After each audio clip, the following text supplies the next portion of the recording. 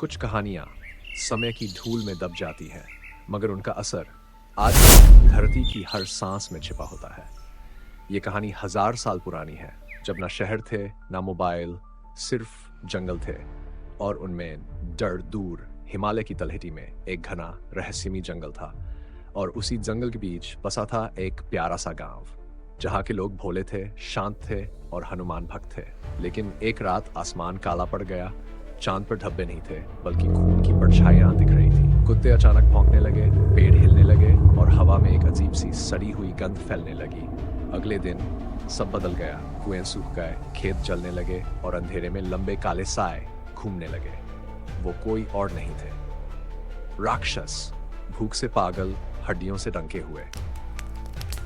और उनकी आंखों में थी सिर्फ एक आग, गांव को निगल जाने की आग। हर रात वो एक घर जलाते, हर सुबह एक बच्चा गायब होता।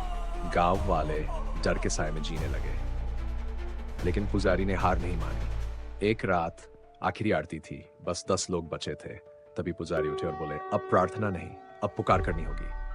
हनुमान जी को याद करो, जब सब टूट जाए तब वही आते हैं, बजरंगबली। गांव वाले इकट्ठा हुए।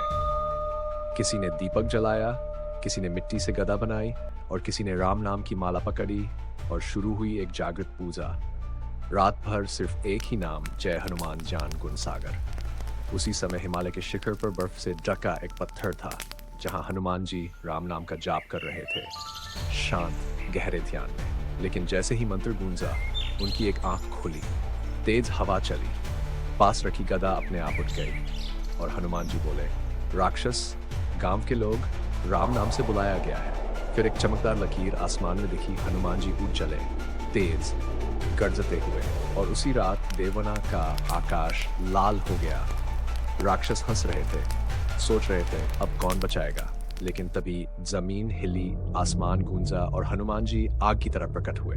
आंखों में आग, गदा में बिजली, चेहरे पर तेज और वाणी में गर्जना। जो राम नाम को छुए, उसके सामने राक्षस क्या चीज है। फिर शुरू हुआ प्रलय। हर वार में बिजली, हर चोट में आग, हर दहाड़ में डर। राक्षस भागे, चीखे, छिपे, लेकिन कोई बचा नहीं।